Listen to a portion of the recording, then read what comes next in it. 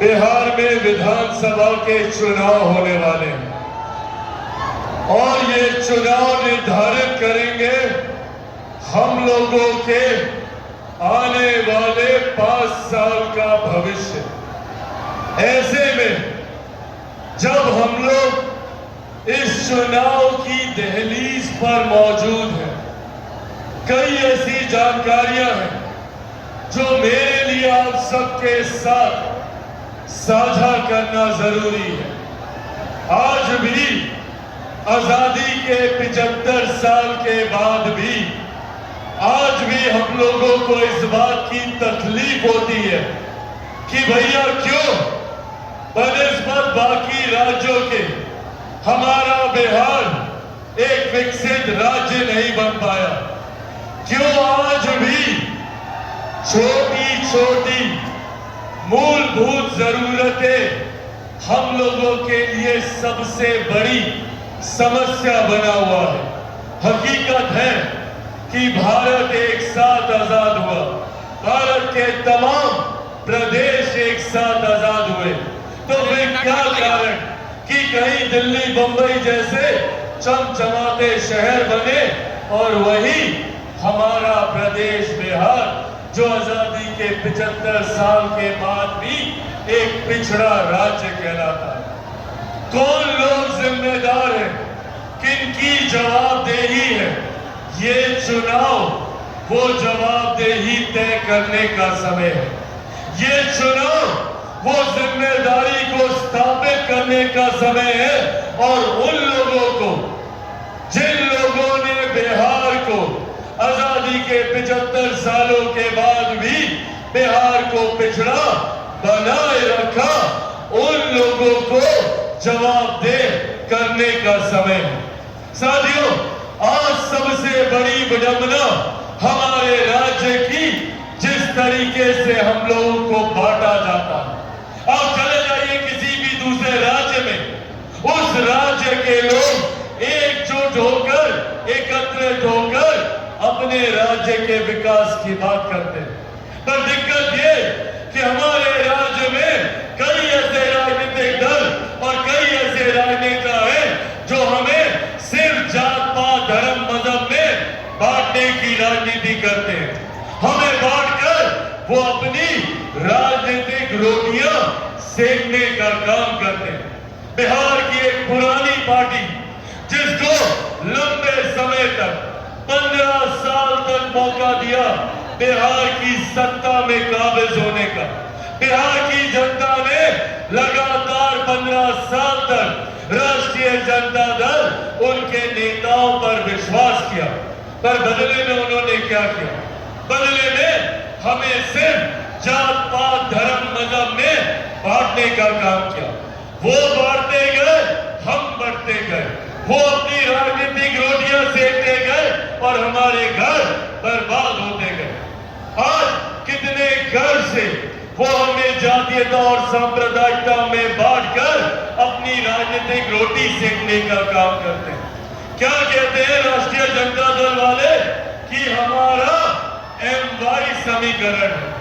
क्या है भैया MY समीकरण?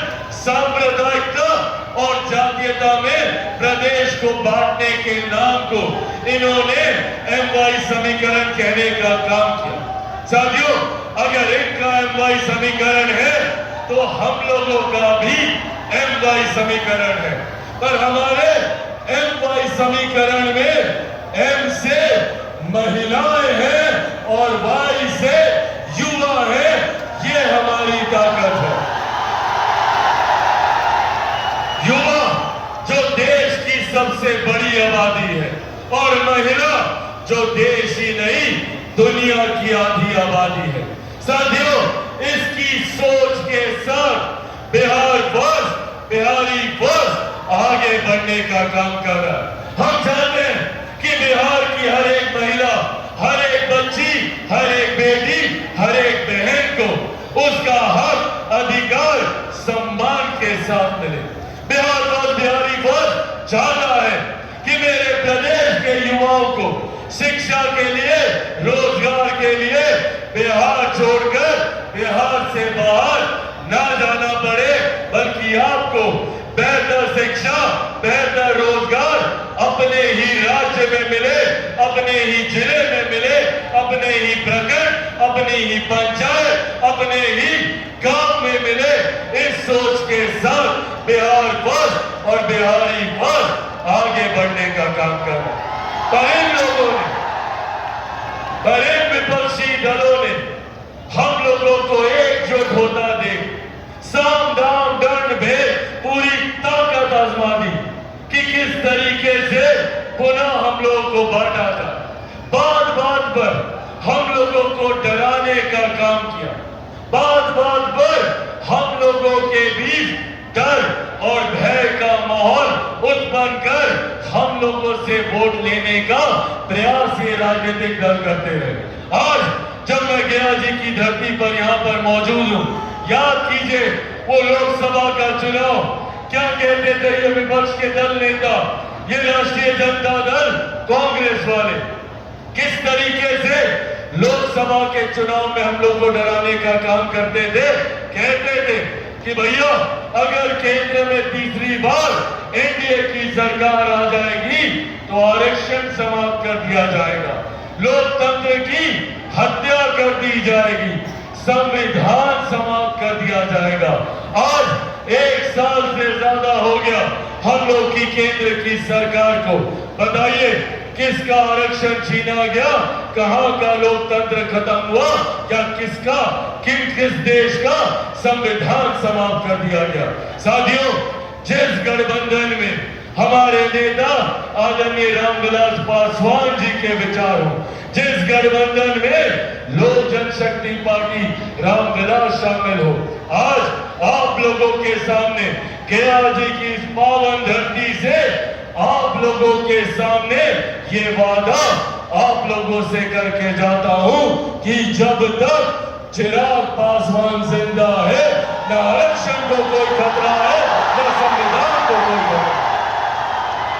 पर हाँ, खतरा है तो इन विपक्षी दल के नेताओं से, ऐसे राजद कांग्रेस के नेताओं से जो बात बात पर हम लोगों को बांटकर अपनी राजनीतिक लाभ उठाने का प्रयास करते हैं। साथियों, आज जब बिहार फर्स्ट बिहारी फर्स्ट महिलाओं के सम्मान की बात करता है, बुजुर्गों के सम्मान की बात करता है, युवाओं के हक की बात करता है, किसानों की बात करता है, मजदूरों की बात करता है, तो इन लोगों को बिहार फर्स्ट बिहारी फर्स्ट को समाप्त करने की साजिश रचने का काम करते हैं।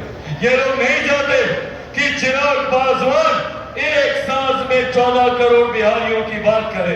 ये लोग नहीं चाहते कि चिराग पासवान बिहार को फर्स्ट और बिहारियों को फर्स्ट बनाने का काम करे। और उसके लिए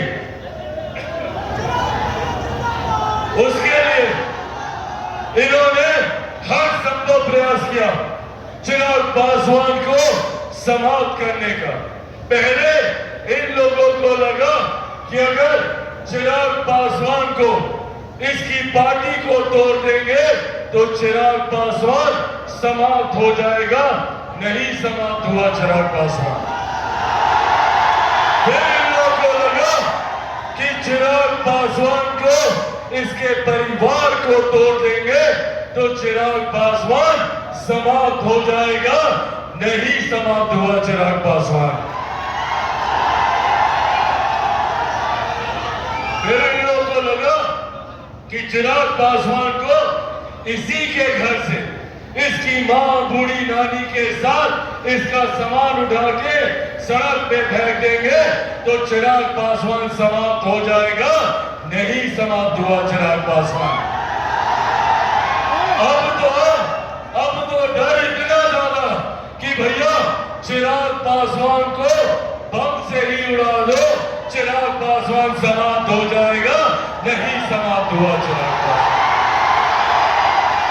क्योंकि जो लोग ये सोचते हैं कि इन बातों से चिराग पासवान समाप्त हो जाएगा, वो लोग भूल जाते हैं कि चिराग पासवान शेर का बेटा है, रामविलास पासवान का बेटा। भैया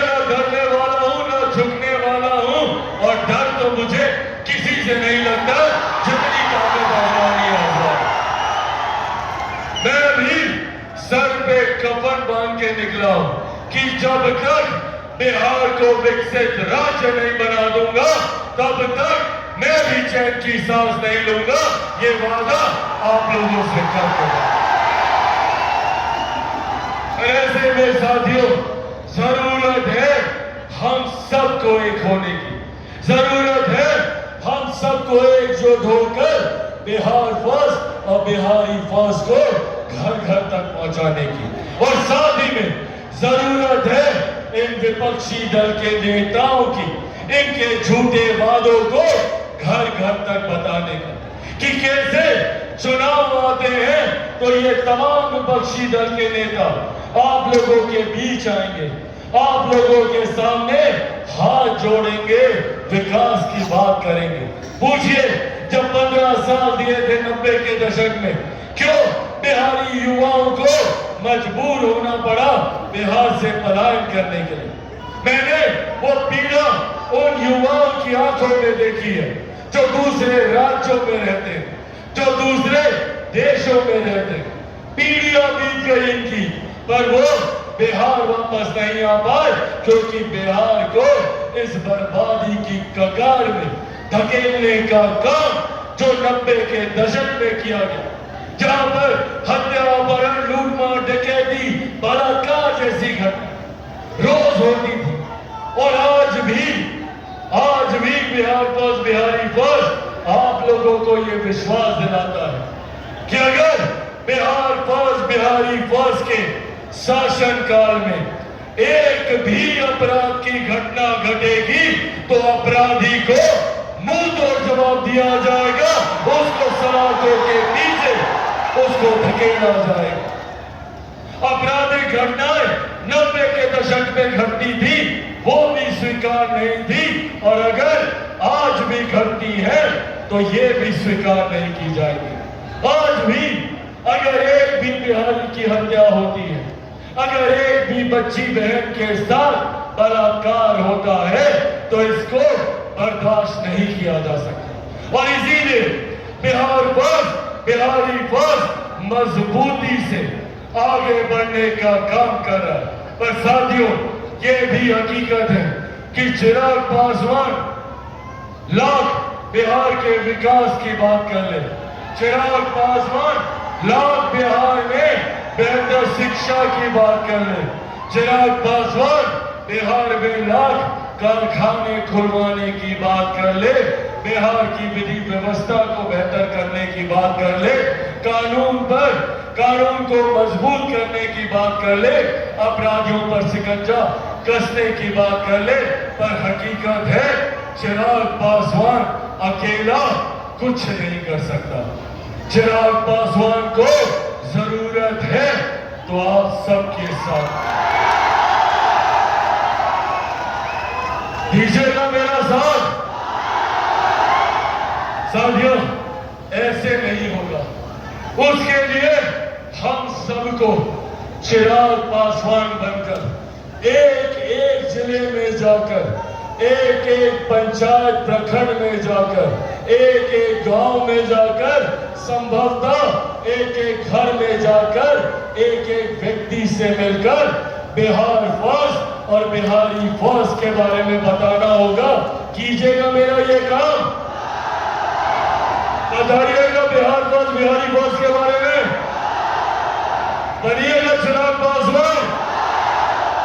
ऐसे नहीं, दोनों हाथ उठाकर बताइए बनिएगा चिराग पासवान, बनिएगा चिराग पासवान, बनिएगा चिराग पासवान। साथियों बस आप मेरा साथ दीजिए, बदले में विकसित बिहार मैं आपको बनाकर दूंगा, एक ऐसा बिहार बनाकर दूंगा जहां बिहारी बिहार से बाहर नहीं जाएंगे, जहां दूसरे राज्य के लोग बिहार आएंगे शिक्षा के लिए, बिहार आएंगे रोजगार के लिए, बिहार आएंगे स्वास्थ्य सेवाओं के लिए। ये बिहार मैं बनाकर दूंगा, बस आप मेरा साथ दीजिए, ये वादा मैं आपसे करके जाता हूं। साथियों आज आप लोग यहाँ इतनी भारी संख्या में मौजूद हैं, ये मेरे उस विश्वास को बढ़ाता है कि अब बिहार फर्स्ट और बिहारी फर्स्ट बनने के लिए तैयार है। आज यहाँ पर आए हुए 6 जिलों से अलग अलग तमाम हमारे साथी नवादा से, नालंदा से, औरंगाबाद से यहाँ पर आए। गया जी के हमारे तमाम स्थानीय साथी यहाँ पर आए हुए, तमाम जिलों से, अरवल से, जहानाबाद से आए हुए तमाम साथियों का मैं यहाँ पर हृदय से आभार प्रकट करता हूँ। और मौजूद यहाँ पर हमारे तमाम कार्यकर्ता साथियों का भी मैं धन्यवाद करता हूँ, जिन्होंने इस खूबसूरत कार्यक्रम को आयोजित करने का काम किया। मैं हमारे बिहार के प्रभारी, हमारे बिहार के प्रदेश अध्यक्ष का, हमारे बिहार के हमारे तमाम सांसद गणों का, मौजूद यहाँ पर हमारे तमाम राष्ट्रीय पदाधिकारियों का, मौजूद यहाँ पर हमारे तमाम प्रदेश के पदाधिकारी साथियों का, मौजूद यहाँ पर हमारे तमाम उपाध्यक्षों का, मौजूद अलग अलग प्रकोष्ठों के तमाम हमारे प्रदेश अध्यक्ष का, और इन 6 जिलों से आए हुए हमारे सारे जिलाध्यक्ष, अलग अलग प्रकोष्ठों के जिलाध्यक्ष, सभी प्रकोष्ठों के हमारे प्रखंड अध्यक्षों का, मौजूद यहाँ पर लोक जनशक्ति पार्टी रामविलास के एक एक कार्यकर्ता का, मौजूद यहाँ पर प्रेस मीडिया के हमारे पत्रकार साथियों का, सुरक्षा में तैनात तमाम सुरक्षा कर्मियों का, और खास तौर पर यहाँ पर मौजूद गया जी की इस पावन धरती पर मौजूद तमाम आदरणीय बुजुर्गों, माताओं, बहनों, और खास तौर पे मेरे तमाम नौजवान युवा साथियों का आप सबका एक बार हृदय से आभार, बहुत बहुत धन्यवाद। जय हिंद, जय बिहार। लोक जनशक्ति पार्टी रामविलास, लोक जनशक्ति पार्टी रामविलास जिंदाबाद, लोक जनशक्ति पार्टी रामविलास जिंदाबाद। आदरणीय रामविलास पासवान अमर रहे, आदरणीय रामविलास पासवान अमर रहे, आदरणीय रामविलास पासवान अमर रहे। Bihar first, Bihar first, Bihar first, Bihar first, Bihar first, Bihar first, Bihar first. बहुत बहुत धन्यवाद साथियों। जय हिंद, जय बिहार।